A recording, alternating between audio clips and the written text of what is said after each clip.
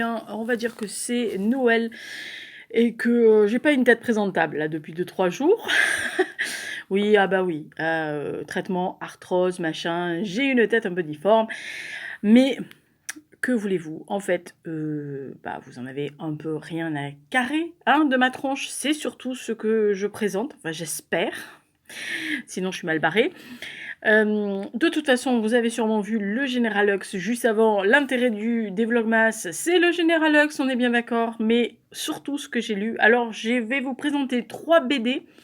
Non, pardon, 2 BD et un petit livre. Alors, le premier que j'ai lu, bah, vous le voyez à l'écran, c'est l'Iris Blanc, le nouveau Astérix, qui est donc signé pour les textes Fab Caro et pour les dessins Didier Conrad. Et je peux vous assurer que c'est un bonheur de retrouver nos petits Gaulois. Parce que je dois avouer que depuis 2 albums, ça m'amusait beaucoup moins. Je trouvais ça moins drôle, moins percutant, moins ironique quelquefois, ou cynique quelquefois, ou décrivant les travers de notre société aussi. J'essaye de vous faire la déco en même temps, au fond sonore. Enfin, en fond d'écran, en tous les cas. Et là, l'apport de Fab Caro a été mais véritablement un très très grand bonheur. Alors, nous sommes toujours dans le village des Gaulois, avec nos amis les légionnaires et les Romains. Mais cette fois-ci, il y a un espèce de truc, là, vous le voyez, tout en vert, juste sur la gauche, et je vous laisse deviner comment il s'appelle, vous verrez bien dans l'Iris Blanc, qui arrive avec un nouveau motto, hein, voilà, il va sortir un pensée positive que nous connaissons bien actuellement, tout est beau, tout est magnifique, tout est merveilleux, bienveillance et la compagnie, et donc il va instiller vraiment cette pensée positive, non seulement chez les Romains, mais dans notre village. Et alors là, gros bordel, because tous ceux qui faisaient le sel du village, comme évidemment le maréchal Ferrand, le poissonnier, se mettent à s'adorer et à s'envoyer des politesses par brassée de 12, enfin brassée de 12 poissons, et le pompon sur le bonnet ou la cerise sur le gâteau, c'est que Bonnemine, donc la femme du chef, hein, je rappelle, Abra Raccourcix, devient une adepte de cette pensée positive et elle trouve sa vie terne, ennuyeuse, son mari particulièrement pesant, et elle décide de partir à Lucrèce avec son fameux nouveau pote. Et alors évidemment, Abra Raccourcix est au centième dessous. Il ne comprend pas pourquoi Mimine est partie. Et donc, elle laisse cochonner, comme elle l'appelle, derrière lui, et pleurer, absolument démoralisée. Et Astérix et Obélix vont partir sur les traces de Bonnemine. Évidemment, eux se méfient de ce côté bonne onde positive, etc. Et donc, ils vont avoir plein d'aventures. Bon, alors évidemment, quand vous croisez des légionnaires qui pensent positivement et qui vous disent « Oui, oui, file-moi une baffe, c'est plus drôle », voilà, ou que des sangliers se mettent à vous frotter les jambes alors que vous êtes censé les choper pour les bouffer, ah bah ça, le monde tourne plus trop rond. Alors, je me suis bien marrée, j'ai trouvé ça très intéressant, très percutant, très cynique, avec beaucoup de recul sur ce qui se passe, et ça tape là où il faut, hein. Alors la fin, le banquet y est, et alors j'aime beaucoup, beaucoup la petite morale de l'histoire, parce que c'est exactement ce que je pense. Donc j'ai beaucoup aimé. Donc comme vous pouvez le voir, l'Iris Blanc fut un grand retour d'Astérix dans mon petit cœur.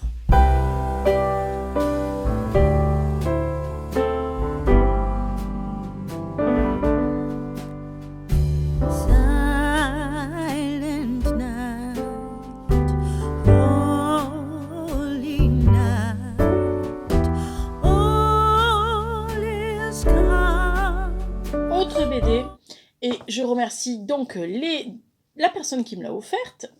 C'est le 2e tome du Paris des Merveilles, donc les Enchantements d'Ambremer, qui résume en fait ces 2 tomes-là, le premier tome des romans de Pierre Pével. Là, c'est signé donc Pierre Pével et Étienne Willem aux éditions Draco.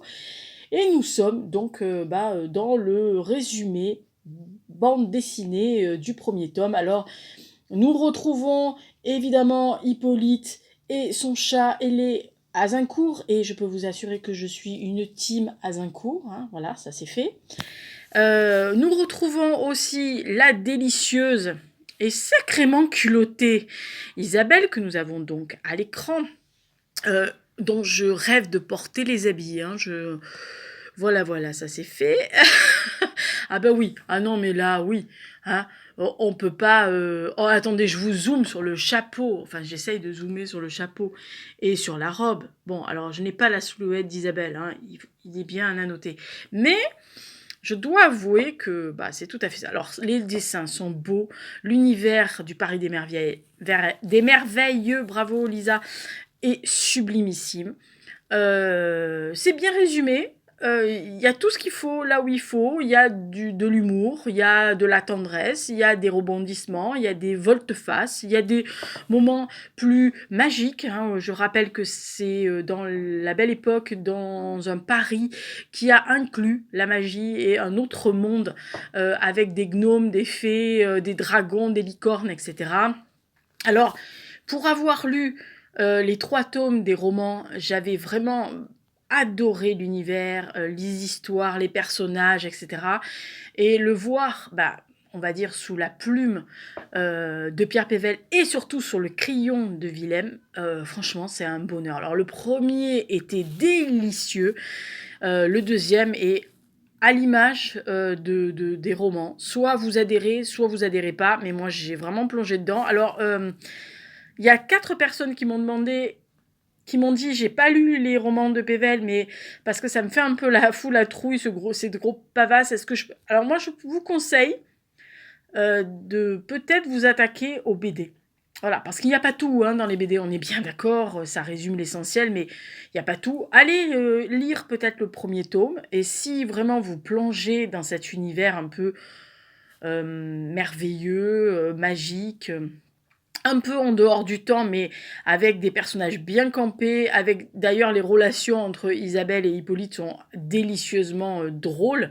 C'est que enfin moi honnêtement j'ai adoré et je peux que vous le conseiller. Alors allez voir le premier tome, si ça vous plaît, bah, vous pouvez vous attaquer au roman. Après si ça ne vous intéresse pas ou bah, que bon, vous trouvez ça pas folichon, bah, tapez-vous le deuxième tome de la BD, et puis bah, à l'issue, vous déciderez, mais ce serait dommage de vous priver de cet univers-là, et surtout de Azincourt. Ah non, ce chat, je crois que même Hux est jaloux d'Azincourt, hein, pour vous dire au point où ce chat est fantastique. Allez, j'enchaîne tout de suite sur le petit roman que j'ai lu, et puis, bah écoutez, d'ici là, portez-vous bien.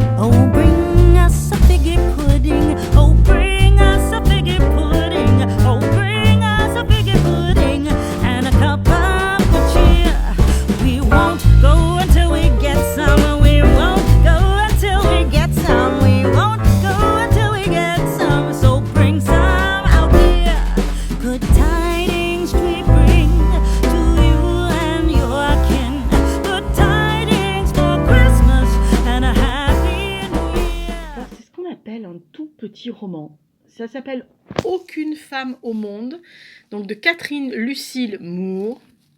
C'est édité, je vous l'ai dit plusieurs fois, j'en ai lu donc 14, enfin c'est le 14e, de la collection 10 chroniques, édition chez Le Passager clandestin, qui rassemble des nouvelles parues il y a très longtemps, d'auteurs de science-fiction, femmes comme hommes.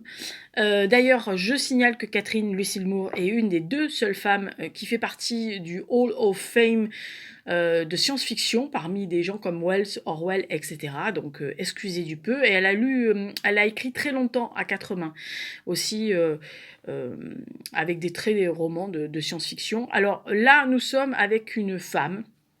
Oui, c'est écrit dans le titre, Lisa Bravo, qui était une star, qui s'appelait Deirdre, Deirdre était une star adulée, non seulement parce qu'elle avait du talent, mais surtout parce qu'elle était fort belle, voire la plus belle femme du monde, unanimement célébrée comme étant la plus belle femme du monde. Et cette femme va avoir un accident et va mourir dans un incendie. Et nous, on se retrouve un an après parce que la seule partie qui a été sauvée est son cerveau. Et son cerveau a été transplanté dans une version métal, on va dire, robot, de Deirdre. Alors, il faut savoir que Catherine Lucille Moore a écrit cette nouvelle en 1944. Voilà. Alors, les mots robotiques apparaissent, vous savez qu'Asimov en avait parlé. On parle un peu de cyborg, hein.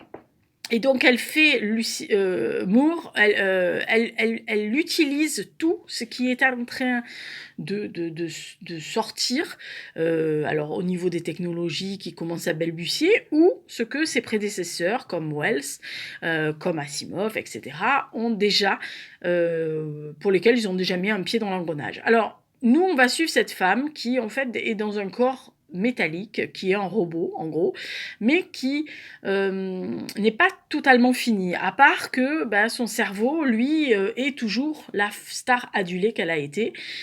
Et petit à petit, donc, son impresario, et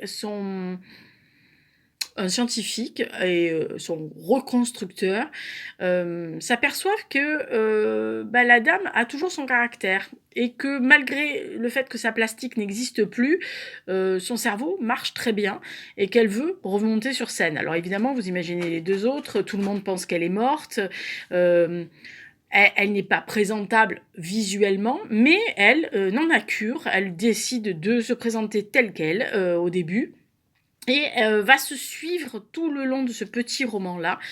Bien tout un portrait psychique, un peu de psychanalyse aussi, de savoir comment on se perçoit, comment les autres nous perçoivent. Est-ce que c'est plus notre enveloppe que notre cerveau qui détermine qui nous sommes, aux yeux de nos yeux à nous et des yeux des autres, et puis aussi toutes les avancées scientifiques, technologiques, robotiques, voilà, tout ceci, à un moment donné, elle utilise un terme qui fait référence actuellement à nos visioconférences. Donc, tout ça, c'est un amalgame qui fait que vous vous retrouvez à réfléchir véritablement, puisque cette jeune femme va décider de remonter sur scène dans une autre enveloppe, d'une autre façon, et voir que les yeux du public ne sont pas forcément formatés. Alors j'ai beaucoup aimé ce petit roman parce que ça fait vraiment réfléchir. Alors attention, il a été, je le rappelle, écrit en 1944. Il peut vous paraître dépassé désormais parce que oui, hein, la technologie et tout ça, ça a avancé. Il y a eu des films qui sont arrivés depuis avec des robots, des femmes robots, des cyborgs, etc. Alors vous allez vous dire ouais, mais ça va, on l'a déjà vu, on l'a déjà compris, on a déjà vu ça. Oui. Oui, évidemment, vous l'avez vu, mais quand on sait qu'elle l'a écrit en 1944 et que cette femme parle de ces sentiments-là, eh bien moi je suis désolée, mais il faut avoir un minimum d'ouverture d'esprit et de lire aussi des choses qui ne datent pas de votre temps et de voir que vous n'avez rien inventé, hein, ou que vous n'avez rien révolutionné puisque quelqu'un est déjà passé avant vous et c'est le principe malheureusement de l'évolution de l'être humain, hein. On est bien d'accord, nous ne sommes pas Dieu et le pauvre, il est déjà bien dans la merde avec nous. Voilà, donc ça c'était les 3 premiers que j'ai lus au mois de décembre. Alors reste à lire Chemin de croix et Vous les ancêtres, et ainsi qu'une relecture que je ferai au fil de l'eau du forgeron de la Cour-Dieu de Ponson du Terrail. Prochain point lecture dans le prochain Vlogmas, donc dans le Vlogmas 3 qui aura aussi un programme culturel. Alors je pense que je serai face cam hein, la prochaine fois. Par contre, je ferai les points lecture comme ça, parce que je les assemblerai pour faire un vrai point lecture à la fin du mois que je publierai comme je fais d'habitude. Il sera en marge des Vlogmas, mais écoutez, si vous préférez qu'un seul point lecture, parce qu'il y a des gens qui m'ont dit « Oh, il va falloir regarder tous les Vlogmas pour voir les points lecture ». Donc voilà, ça ne me coûte rien d'assembler les séquences de points lecture, mais par contre, je vous le signale tout de suite, il n'y aura pas ma bobine, hein, parce que si j'ai commencé comme ça, je finirai comme ça. Voilà. Allez, d'ici là, portez-vous bien, faites un bisou, bisou, bisou, et puis Hux qui a miaulé au milieu, se signaler, hein, vous connaissez Hux, si on ne le montre pas, eh bien monsieur n'est pas content. Ciao, ciao, à tout de suite, ou après, ou je ne sais pas, enfin je verrai quand j'insérerai ces 3 petites séquences, et autour, eh bien, il y aura du Hux, bien sûr, il y aura du Bugeaud, je crois, je vous montrerai déjà comment je pouvais faire, et puis il y aura de la lecture, de la cuisine, des images, enfin bref, les vlogmas un peu débilis de Lisa. Ciao.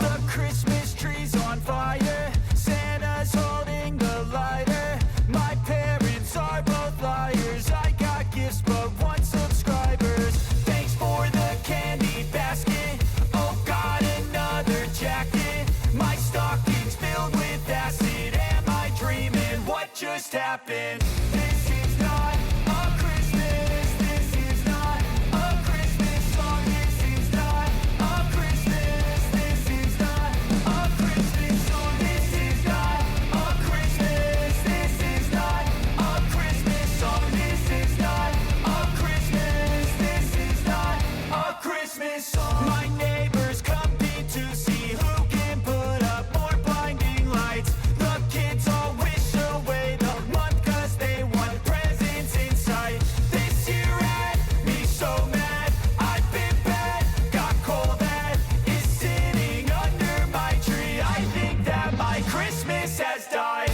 This is not a Christmas, this is not a Christmas song, this is not a Christmas, this is not a Christmas song, this is not a Christmas, this is not a Christmas song, this is not a Christmas, this is not a Christmas song. When I was just a boy, Christmas brought so much joy, couldn't wait for the presents and laughter. I couldn't sleep late at night, looking for Santa with lights. Those are the memories I still remember. Then I became a man, lost sight of who I am, but right in front of me was the answer. 'Cause on Christmas I feel joy, and I turn back to a boy. The answer is to stay young forever. This is not a Christmas, this is not a Christmas song, this is not a Christmas, this is not a Christmas song, this is not a Christmas, this is not a